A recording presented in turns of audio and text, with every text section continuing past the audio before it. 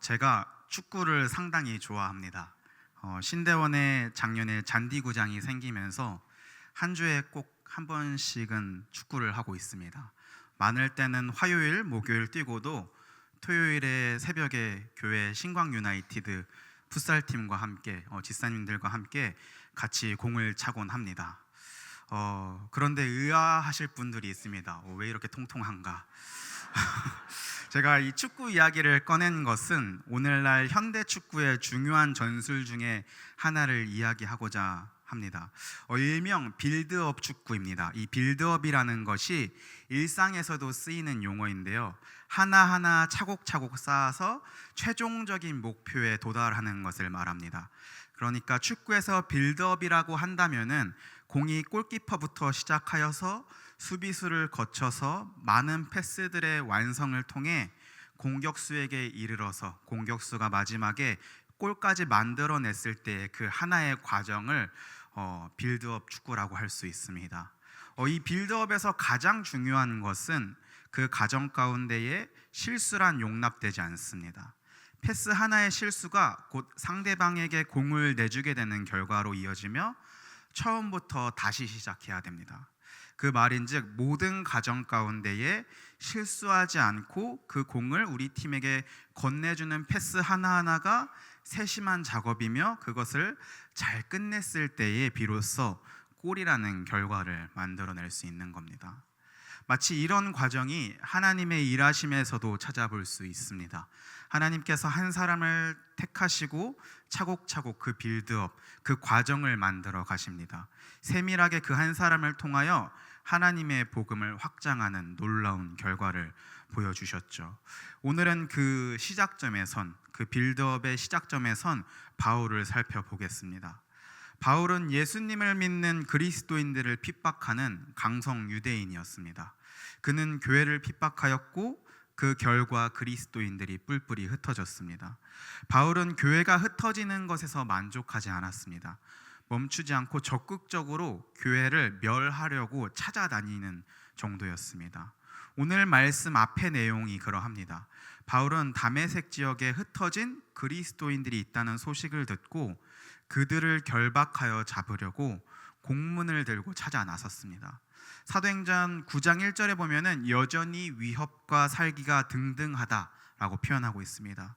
그런 마음의 자세로 출발한 거죠. 여전히 위협을 가진 채, 살기를 가진 채 믿는 자들을 멸하겠다라는 마음으로 출발했습니다. 그 다메섹에선 예수님께서 바울을 기다리셨습니다. 바울이 다메섹 근처에 이르렀을 때에 찾아오셨습니다. 바울을 부르시고 바울의 삶을 변화시켰습니다. 이 바울의 회심 사건은 너무나도 잘 아실 것이기에 이렇게 간략하게 설명하더라도 충분히 이해할 수 있을 거라 생각합니다. 그런데 이 부르심 가운데에 바울은 새로운 사명을 부여받았습니다. 사도행전 9장 15절 16절을 같이 읽겠습니다. 주께서 이르시되 가라, 이 사람은 내 이름을 이방인과 임금들과 이스라엘 자손들에게 전하기 위하여 택한 나의 그릇이라. 그가 내 이름을 위하여 얼마나 고난을 받아야 할 것을 그에게 보이리라 하시니. 아멘. 아나니아라는 제자를 통해서 바울에게 주어진 사명이 무엇인지 알 수 있었습니다. 예수님의 이름을 이방인과 다른 사람들에게 전하는 것이었습니다. 바울은 예수의 이름을 증언하는 자를 잡으러 가는 길에 도리어 예수님을 만나 회심하는 은혜를 누리게 된 것입니다.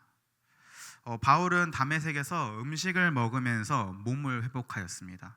예수님을 만났을 때에 눈이 보이지 않았고 아무것도 먹지 못했습니다. 예수님께서 보내신 아나니아를 통해서 안수를 받은 후에 눈이 보이기 시작했고 그제서야 먹기 시작해서 몸을 회복했습니다. 이 바울이 다메섹에서 얼마간 머물렀습니다. 몸이 점차 회복되자 다 회복되었을 때에 바울이 한 행동은 즉시로 각 회당에서 예수님의 하나님의 아들이심을 전파했습니다. 말씀의 앞의 내용인 2절을 살펴보면은 다메섹 여러 회당에 공문을 들고 찾아가려 했던 바울입니다. 이 공문을 들고서 회당에 찾아가서 내가 예수쟁이를 잡겠다, 나에게 그런 권한을 대제사장이 허락했다 그렇게 출발했는데 지금 20절에는 그 회당으로 가서 오히려 자신이 예수님이 하나님의 아들이시다라고 전파합니다.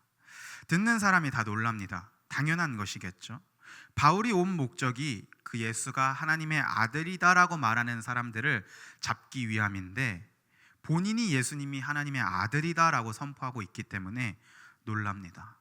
한편으로 또한 바울의 정체성을 알기 때문입니다. 그는 율법을 엄중히 지키는 유대인 중에 유대인이었고 갈라디아서 1장 14절에 보면은 스스로를 동족 중에서 유대교를 지나치게 믿었고 조상의 전통에 대해서 더욱 열심을 가진 자라고 설명하고 있습니다.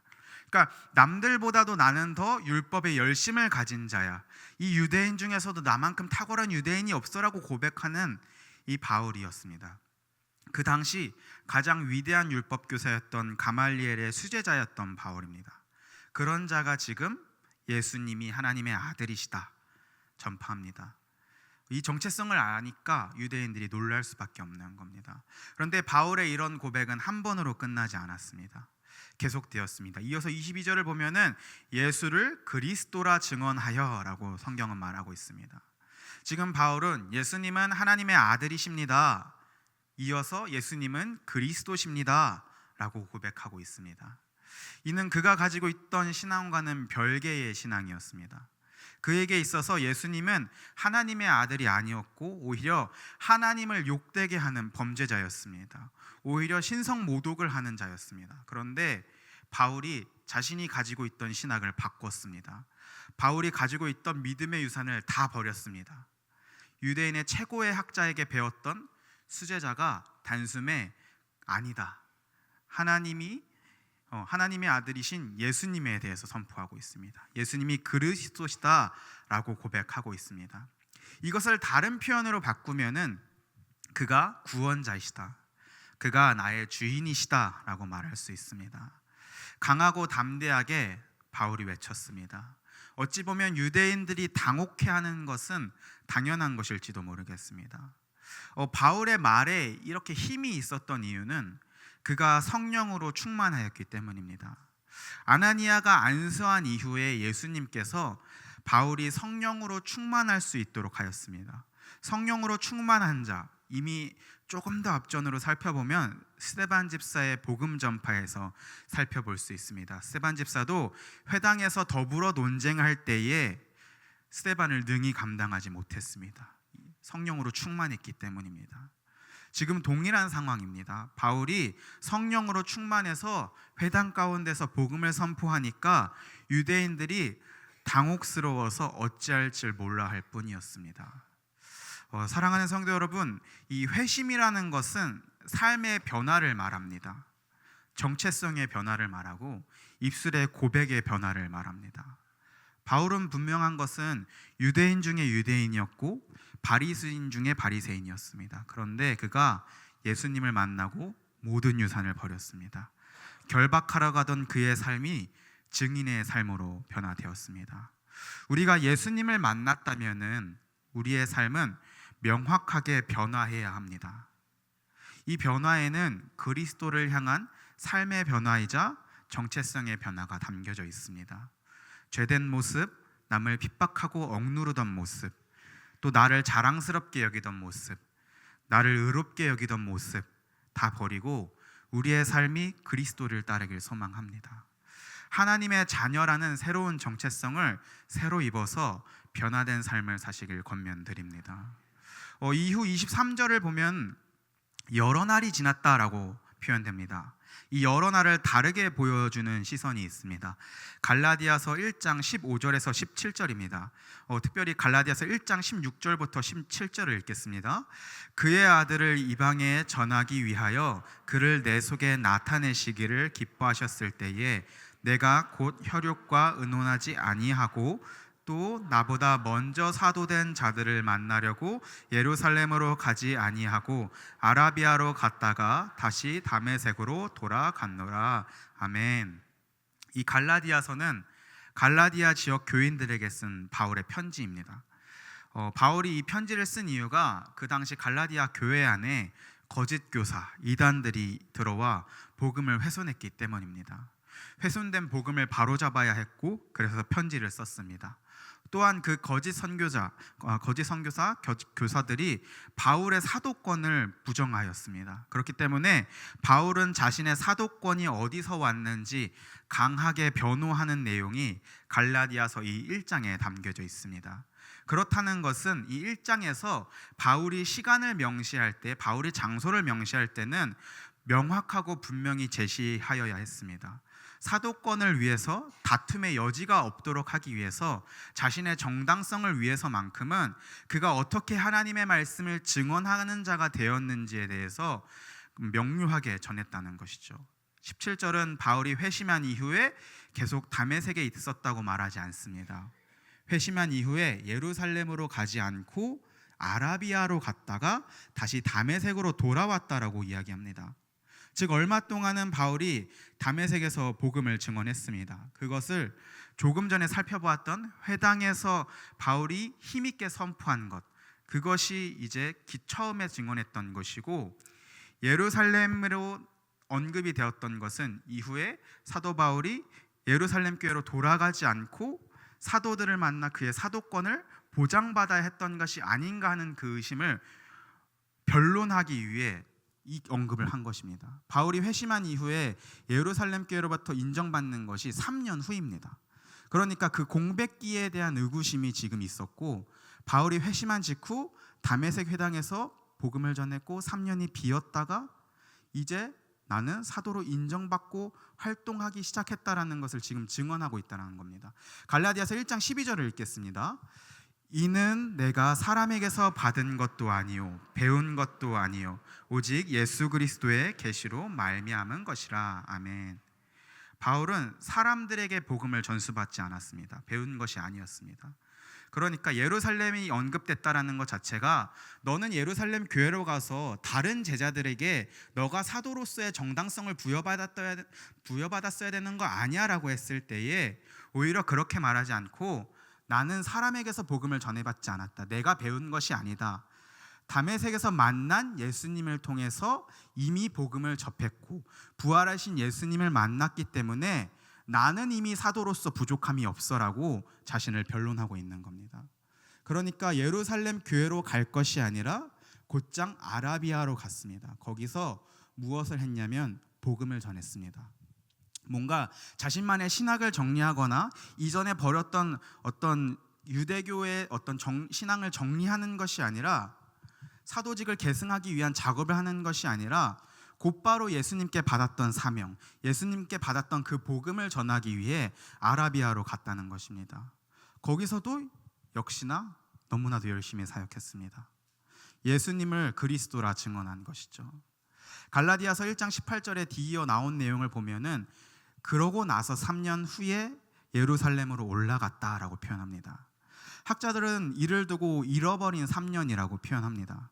표면상으로는 그리스도인을 핍박하기 위해 사라졌는데 어디선가 바울이 회심했다라는 소식이 들려오고 예루살렘 교회로 돌아와야 될 텐데 돌아오지 않고 오히려 아라비아로 사라져서 그가 3년 만에 예루살렘 교회로 와서 자신을 드러냈기 때문입니다. 자신이 그리스도인입니다라고, 저는 예수님을 믿습니다라고 3년 후에야 등장했기 때문입니다. 누가는 이 기록을 하지 않았습니다. 누가는 기록하지 않는 이 잃어버린 3년을 갈라디아서에서 바울의 시선을 통해서 우리가 살펴보았습니다.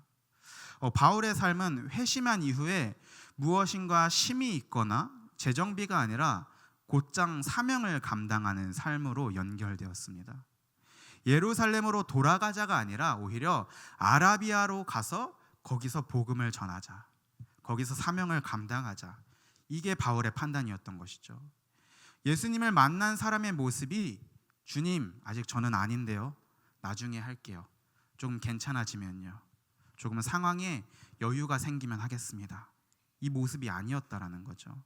바로 그 감격에 회당에 가서 복음을 전하는 삶, 바로 그 감격에 아라비아로 가서 복음을 전하는 삶, 우리의 삶도 지치지 않고 쓰임받는 삶이 되기를 소망합니다. 18세기 영국과 미국의 대각성 운동을 이끌었던 대표적인 설교자였던 조지 휘필드 목사님은 미국 전역을 순회하면서 설교하였습니다. 감성적이고 열성적인 설교로 많은 사람들을 예수님께 인도하였습니다. 그는 생애 마지막까지도 설교를 하다가 과로로 인해서 그 다음날 사망하였습니다. 그가 남긴 말 중에 이런 고백이 있습니다. 녹슬어 없어지기보다는 차라리 닳아서 없어지는 것이 더 낫습니다. 이 말이 어떤 의미냐 하냐면 그냥 시간이 흘러서 자연스럽게 부식되고 낡아져서 쓸모를 다하는 것이 아니라 주어진 시간 안에서도 닳아 없어질 만큼 많이 사용되는 것, 하나님의 사명을 많이 감당하는 것, 그게 더 유익이다라고 고백하는 것이죠. 하나님의 나라가, 예수님의 복음 전파가 우선시되는 삶이 되길 소망합니다. 우리의 삶이 바울처럼, 또 우리의 삶이 조지 휘필드처럼 닳아 없어질 만큼 쓰임받고 사명 감당하다 끝나는 삶이 되길 축복합니다. 계속해서 사도행전 9장 23절 25절 말씀으로 돌아와서 살펴보면 다시 정리했을 때 다메섹에서 복음을 전하다 아라비아로 갔다가 거기서도 복음을 전하고 3년 만에 돌아와서 다메섹에서도 복음을 전했습니다. 이 왔다 갔다 하는 반복 속에서 총 잃어버린 3년이 있었습니다. 그것을 누가는 단순하게 여러 날이 지났다라고 표현합니다. 누가에게 있어서 이 아라비아로 간 이 바울의 행보가 중요한 행보가 아니었습니다. 오히려 누가가 생각했을 때에는 바울이 예수님을 만나서 생긴 변화에 초점을 맞추고 있습니다. 핍박하러 가던 자가 만나고 나서 예수님을 증언하고 예루살렘 교회로 속히 가가지고 뭔가 이제 전도 여행을 시작한 것처럼 표현하는 것을 오히려 강조점을 둔 것이죠. 그렇다면 23절의 내용은 이렇게 말할 수 있습니다. 모르긴 몰라도 회심한 이후 3년간 바울은 지역을 옮겨 다니며 복음을 전했다. 예수님을 전했다. 그 결과 유대인들이 바울을 죽이기로 공모했다. 바울은 이를 미리 알고 전파했다. 미리 알고 피했다. 그러니까 여러 날이 지났다라는 게 사실은 3년 동안 복음을 전하니까 유대인들이 죽이기까지 하는 수준에 이르는 것입니다. 단순히 며칠 지났다고 죽여야겠다가 아니라 3년이라는 기간 동안 너무나도 열심히 사역하고 그로 인한 영향력이 너무 커지니까 죽여야겠다라는 판단이 선 거고, 바울이 이를 미리 알고 도망갔던 것이죠. 바울을 죽이려고 밤낮으로 성문까지 지키니까 바울의 제자들이 밤에 바울을 광주리에 담아서 성벽에서 달아내렸습니다. 바울은 이제서야 예루살렘으로 가서 이제 예루살렘 교회 안으로 가서 자신이 그리스도인인 것을 드러냈습니다. 그런데 갈라디아서처럼 다시 한번 누가의 시선이 아닌 바울의 시선으로 이 이야기를 고백하는 본문이 있습니다. 고린도후서 11장 32절 33절입니다.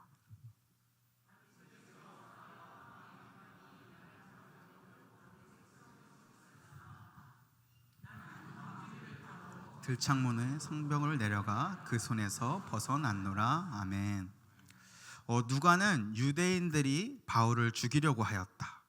그런데 바울은 다메섹의 아레다 왕이 나를 잡으려고 하였다. 지금 다르게 얘기하고 있습니다. 이 아레다 왕은 나바테아의 왕입니다. 나바테아라는 왕국이 있는데 이 아라비아와 다메섹 일대를 또 둘 다 통치하던 나라입니다. 그러니까 정리하면은 바울은 다메섹에서도 복음을 전했고 아라비아에서도 복음을 전했는데 그 복음이 이제 이 나바테아 이 왕국 안에서 결국에는 전했다라는 거죠. 그런데 유대인이 되었든 이 나바테아가 되었든 간에 바울의 복음으로 말미암아 골머리를 앓았고 바울을 잡으려고 했다는 겁니다. 어떤 학자들은 유대인들이 바울을 잡기 위해서 이 나바테아를 이용한 거다라고 이야기합니다. 사도행전 13장에서도 보면은 바울과 바나바가 복음을 전하자 유대인들이 그 시내의 유력자들을 선동하여서 바울과 바나바를 내쫓았다라고 이야기합니다. 마치 그런 것처럼 지금도 유대인들이 나바테아 고관으로 하여금 바울을 잡아달라고 요청한 것이라고 어떤 학자들은 해석합니다. 또 다른 견해는 바울이 아라비아에서 복음을 전하는 것이 아라비아 지역에서 혼란스럽게 하니까 도시를 안정시키기 위해서 바울을 잡아 해결하려 했다. 그런데 이 유대인들이 도와서 자신들도 걸리는 사람이니까 도우려 했던 것이다. 무엇이 되었든 간에 이 여러 가지 해석 가운데에 바울은 복음으로 말미암아 핍박을 받았다는 겁니다. 유대인들은 죽이려는 마음까지 품었습니다. 바울이 도망가는 이 모습이 어떻게 생각하면은 그리 위대한 모습은 아닙니다. 무엇인가 주의 사명을 감당하는 자의 모습은 뭔가 멋진 모습, 위대한 모습이어야 할 텐데 그런 것이 아니라 광주리에 숨어서 웅크려져서 내려져 보내는 것이죠. 이에 대해서도 여러 가지 이야기가 있습니다. 혹자들은 로마 제국 당시에 전쟁을 벌이면은 가장 먼저 성벽을 빨리 올라가는 군사에게 최고의 명예를 주었다는 겁니다. 벽의 왕관이라 해가지고 적 도시의 성벽에 제일 먼저 오르는 자를 높은 용감한 병사라고 칭했는데, 그에 반해서 지금 바울 스스로의 모습을 봤을 때는 광주리를 타고 성벽에서 내려오는 모습을 연출하면서 비참한 모습을 보이고 있다라고 주장하는 학자가 있습니다. 이것이 바울이 복음으로 말미암아 받은 첫 박해고 핍박이고 굴욕이라고 이야기합니다. 또 혹자들은 이것을 다르게 해석합니다. 성경에 유사한 탈출들이 많이 있다라는 겁니다. 이스라엘의 정탐꾼들이 여리고 성에 갔을 때에 기생 라합의 도움을 받아서 성벽의 창문으로 이렇게 나와서 밧줄을 타고 내려왔던 모습, 혹은 다윗이 미갈의 도움으로 사울의 병사들을 피해서 탈출하던 모습, 이런 모습의 탈출은 결과적으로 시간이 지나서 다른 날에 승리로 이어졌습니다. 처음에는 도망가고 피신하는 모습이 굴욕적인 탈출의 모습으로 보였지만 사실은 하나님께서 더 강력한 준비를 위한 예비하심이라는 것이죠. 결과적으로 바울은 잡히지 않았고 살았고 예루살렘으로 갈 수 있었습니다. 거기서 베드로를 만났고 바나바를 통해서 교회에 예수님을 증언하는 그리스도인임을 변호받았습니다. 바울은 예수를 그리스도라 증언하여 핍박받았습니다. 자랑스러운 모습이 아니었습니다. 예수님을 만나고 나서 바울은 눈이 뒤집혔다고 말하는 것이 맞겠죠. 그 감격과 복음을 전하지 않으면 안 되겠다라는 불타는 마음으로 다메섹에 있다가 아라비아에 있다가 또 다메섹에 있다가 복음을 반복적으로 전했습니다. 그 가운데 만난 핍박, 굴욕, 이 모습을 우리가 살펴보았습니다. 그런데 그 생존을, 그 굴욕을 우리 주님께서는 승리로 바꾸셨습니다. 오히려 복음이 더 확장되는 기점을 마련한 겁니다. 바울이 본격적으로 예루살렘으로 들어갈 수 있는 계기가 되었고, 제자들과 교류하게 되었고, 이후 바울이 전도 여행에 뛰어들게 되었습니다. 바울의 삶의 모습이 예수님으로 말미암아 어떤 결과를 가져올지 명료하게 말하고 있습니다. 그것이 승승장구의 모습은 아니다. 세상에서 승리하는 방식은 아니다. 성벽을 오르는 군사와 같은 명예를 차지하는 것도 아니다. 오히려 낮아지고 수치를 당하고 살기 위해 발버둥 치는 모습이다. 그런데 우리 주님께서는 그것마저도 귀히 쓰신다 이야기하는 것이죠. 그렇게 우리가 복음으로 말미암아 살아가는 것에 함께 하시고 주님께서 보호하십니다. 사도행전 9장에서 말하는 밤낮으로 성문까지 지켰다라는 말에는 성 전체를 24시간 마치 세콤처럼 살펴봤다라는 겁니다. 그 사람들의 눈을 피하기 위해서 예루살렘으로 잘 갈 수 있도록 이끄신 것이 결국 하나님의 그 보호하심과 하나님의 그 이끄심이 없었더라면 절대 불가능했던 것이죠. 우리가 오늘 말씀을 통해서 세 가지를 기억하길 소망합니다. 첫째는 예수님 만나면 만난 자의 삶에 반드시 변화가 있습니다. 변화가 없을 수가 없습니다. 그 변화란 삶의 변화고 정체성의 변화입니다. 이전에는 예수 믿는 자를 핍박하였던 자라면 이제는 예수를 증언하는 자고, 이전에는 유대인의 최고의 율법학자였다면 이제는 그리스도인으로서 최고의 복음 전도자가 되었습니다. 우리 또한 예수님을 만났다면 우리의 삶이 변화되길 소망합니다. 이전과 다른 삶이란 결코 있을 수 없습니다. 이전과 같은 삶이란 결코 있을 수 없습니다. 다른 삶이 우리에게 주어져야 하는 것이죠. 죄에서 떠나 말씀에 순종하는 것이 기쁜 하나님의 자녀가 되길 축복합니다. 예수님을 증언하는 일에 우리도 성령이 충만하여서 조금도 거리낌이 없는 자들이 되길 소망합니다. 두 번째는 사명이 우선시 되어야 합니다. 예루살렘으로 돌아가지 않고 곧장 당해로 나아갔던 바울, 아라비아로 갔던 바울, 그는 복음을 전하는 것이 가장 시급한 문제구나, 가장 우선시되는 문제구나를 깨닫고서 회심과 동시에 사명을 감당하는 모습을 보여주셨습니다. 우리가 나중에 이렇게 외치는 것이 아니라 주어진 자리에서 사명에 반응하길 소망합니다. 하나님께 쓰임받아 달아 없어지길 소망합니다. 마지막으로는 예수님으로 인해 핍박이 있을 수 있습니다. 오히려 너무나도 평안하다면은 그것은 실례지만 예수님을 아직 안 만났거나 예수님을 제대로 안 전했거나입니다. 우리 중에 예수님을 안 만난 자는 없다라고 생각합니다. 이미 교회 안에 들어오신 모든 분들이 하나님의 자녀요 그리스도인의 제자인 줄 고백합니다. 그렇다면 남은 것은 우리가 전하지 않았기 때문에 핍박받을 일이 없었던 것뿐입니다. 예수님을 만난 자답게 살지 않았기 때문입니다. 우리가 너무 복음 하다가 때로는 가족에게, 때로는 친구들에게 한 소리 듣는 그런 싸움을 해보기도 하고 배척당하기도 해보고 그런 씨름을 해보길 소망합니다. 그럼에도 우리의 그 비참함이, 그 어려운 상황이 우리 주님이 쓰시는 귀한 순종이고 승리로 바꾸시는 하나님의 역사로 바꾸시는 은혜의 가정임을 믿음으로 고백합니다. 마지막으로 정리하면 세상의 빌드업은 한 번의 실수가 처음으로 돌아가야 하는 실수입니다. 다시 쌓아야 합니다. 하나님의 빌드업은 한 영혼의 삶 전체의 과정 가운데 부르시고 만나 주셔서 새로운 방법으로 그 목표치를 향해 달려갈 것을 말씀하십니다. 교회를 핍박했으니 엎어져야 된다, 그것이 아니라 그 과정 가운데에서도 복음을 전하는 자로 180도 돌려서 오히려 새로운 바른 목표를 주시면서 이어나가도록 하십니다. 조금 돌아가는 것 같고 때로는 실패하는 모습 같을지라도 그 수치를, 그 굴욕을 오히려 최고의 승리로 바꾸셨습니다. 우리가 그렇기에 모든 것을 주님 앞에 맡기고 쓰임받기를 소망하며 달아 없어지는 삶 되기를 축복합니다. 기도하겠습니다. 하나님 아버지, 감사드립니다. 교회를 핍박하고 예수를 부인하던 바울을 친히 찾아오셔서 만나 주심으로, 그를 부르심으로 죄 가운데 돌이켜 주심을 보았습니다. 회심하는 자들은 자신의 정체성과 삶이 변화되는 것을 목격합니다. 우리의 삶이 변화되게 하여 주시옵소서. 그리스도를 증언하는 자들이 되게 하여 주시옵소서. 주님, 또한 우리가 회심하였다면은, 우리가 주님을 만났다면은 나중을 기약하는 것이 아니라 우리 주님이 우선시되는 삶을 살아내게 하여 주시옵소서.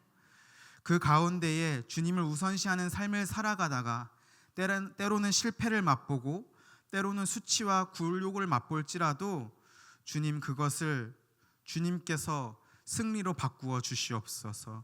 주님께서 귀히 사용하여 주시옵소서. 감사드리며 예수 그리스도의 이름으로 기도드립니다. 아멘.